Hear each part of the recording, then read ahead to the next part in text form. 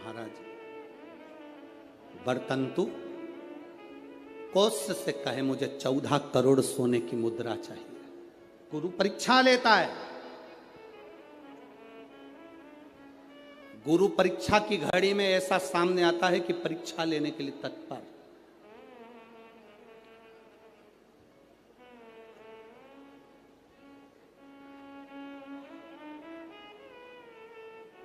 ली परीक्षा,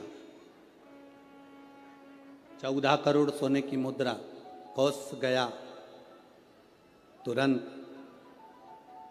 राजा रघु के पास में। राजा रघु से कहा महाराज 14 करोड़ सोने की मुद्रा मेरे गुरु जी को देना है, मैं ब्राह्मण का बालक हूं, आप दे दो। राजा रघु ने कहा 14 करोड़ सोने की मुद्रा देने के लिए मना नहीं, पर मैंने अभी यज्ञ करा था, उस यज्ञ में मैंने सोने की मुद्रा सब संतों को ब्राह्मण जन को बांटी है। मेरे पास में इतनी मुद्रा नहीं, थोड़ी बहुत निकल जाएगी, 1 करोड़ दे दूंगा, 14 करोड़ कहां से लाऊं। राजा रघु ने कहा पर ब्राह्मण मेरे दरवाजे से खाली ना जा, रुकिए मैं इंद्र पर आक्रमण करता हूं। गुरु गुरु है, इंद्र पर आक्रमण करता हूं। राजा रघु ने इंद्र पर सेना तैयार कर आक्रमण करना प्रारंभ करा। इंद्र का सिंहासन डोलने लगा। इंद्र दौड़ते दौड़ते भगवान ब्रह्मदेव के पास में गए। राजा रघु इंद्र पर आक्रमण कर रहे हैं, इंद्रलोक पर आ रहे हैं, क्या करा जाए। एक बच्चे को 14 करोड़ सोने की मुद्रा चाहिए, गुरु ने मांगी है इसीलिए लेकर जा रहा है। उसको 14 करोड़ स्वर्ण मुद्रा, हाँ 14 करोड़, हाँ क्या करें। इंद्र से कहा राजा रघु यहां पर आए स्वर्ण मुद्रा लेने के लिए, आप कुबेर को बुलाओ और कुबेर से कहो कि तू जाकर 14 करोड़ सोने की मुद्रा दे दे। कुबेर को बुलाया। कुबेर शमी का एक पत्ता तोड़ा। शमी का एक पत्ता कुबेर ने तोड़ा और पृथ्वी पर आकर शमी के पत्ते को तोड़कर कौत्स को दे दिया। कौत्स ये शमी का पत्ता ले।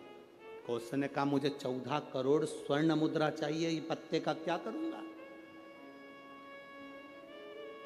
14 करोड़ मुझे स्वर्ण मुद्रा चाहिए, इस पत्ते का क्या करूंगा। तब कुबेर ने जो पत्ता दिया और कौत्स से कहा कि यह बरतंतु महर्षि को ले जाकर दे देना, वह महर्षि समझ जाएंगे इस पत्ते में क्या है। बरतंतु महर्षि के पास में एक शमी का पत्ता ले जाकर कौत्स ने दिया। कौत्स ने जैसे ही दिया, बरतंतु ने उस पत्ते को अपने सिर से लगा लिया और जान गया ये मेरे महादेव का शमी का पत्र है। एक पत्ते में 14 करोड़ सोने की मुद्रा का फल होता है।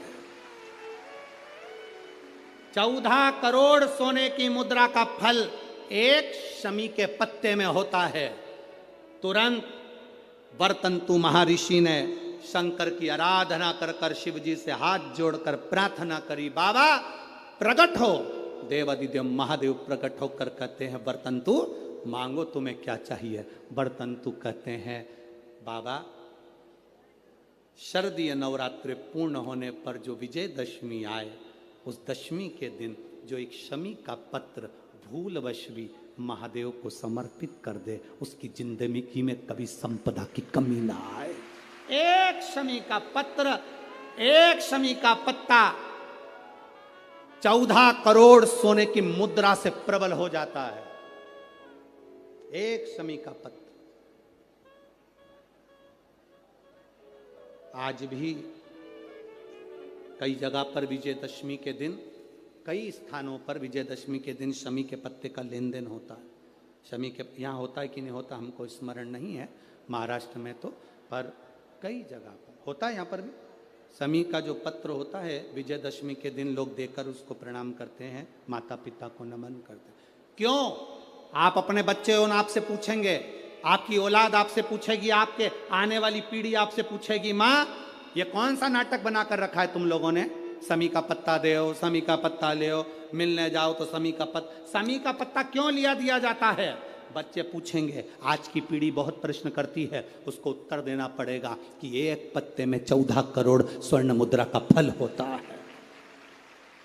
एक शमी के पत्र में आज के बच्चे जो प्रश्न करेंगे उसका उत्तर देने के लिए तुम्हें तैयार रहना पड़ेगा। उस उत्तर को तुम्हें देना पड़ेगा कि ये शमी का पत्र विजयदशमी पर क्यों लेन देन किया जाता है, शमी का पत्र क्यों शिव के मंदिर में जाता है, शमी के पत्र की मूलता क्यों होती है, इसको समझाना।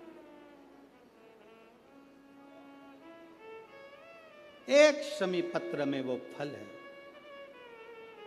और केवल यही नहीं, शमी के वृक्ष के नीचे, बेलपत्री के वृक्ष के नीचे अगर भूल से भी बच्चा, बूढ़ा, कोई व्यक्ति एक पार्थिव शिवलिंग का निर्माण कर लेता है, भूलवश भी उस पे जल समर्पित कर देता है, भूलवश भी उसके भाव से पुष्प या शमी पत्र या बेलपत्र भी चढ़ा देता है, तो वो इस संसार में कहीं ना कहीं सुख भोगता ही है, उसके जीवन में दुख नहीं। शमी पत्र की मूलता